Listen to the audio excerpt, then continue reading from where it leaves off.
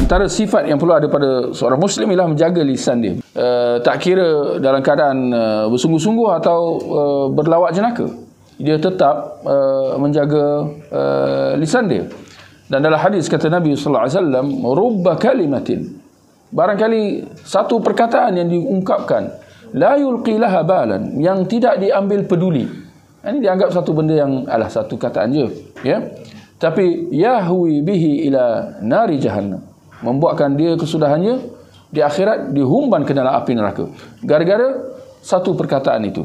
Jadi maksud di sini Muslim harus berhati-hati dengan perkataan-perkataan yang dilontarkan, tak kira sekalipun barangkali dengan niat untuk bergurau dan sebagainya. Kalau kita perhatikan dalam soal misalnya mencela Tuhan, apakah Muslim boleh mencela Tuhan atas dakwaan bergurau senda? Dia cela Allah misalnya, gurau je. Boleh, kita semua kata mana boleh, ini benda akidah. Baik, bagaimana kalau dalam soal nikah cerai? Kalau orang tu bergurau, ceraikan isteri dia, gurau-gurau suami isteri, aku talak engkau, kita semua akan kata mana boleh dijadikan sebagai bahan gurauan. Sedangkan itu perkataan talak, dan talak secara amnya adalah perkara harus dalam agama.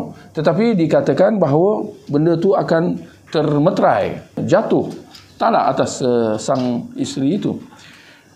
Bagaimana pula agaknya kalau perkataan-perkataan yang tidak sepatutnya yang diucapkan, ya, ucapan maki hamun, ya, melaknat dan seumpamanya.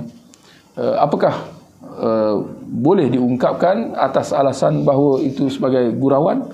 Maka kita kena jelas bahawa tidak boleh, ya.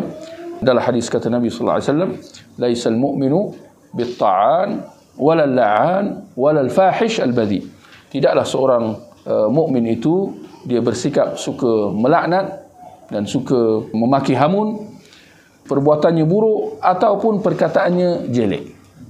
Dan Nabi tidak mengatakan hanya kalau bersungguh-sungguh, ataupun kalau bergurau senda dibolehkan. Tidak ada pembahagian seperti itu. Ditegah secara umum dan mutlak.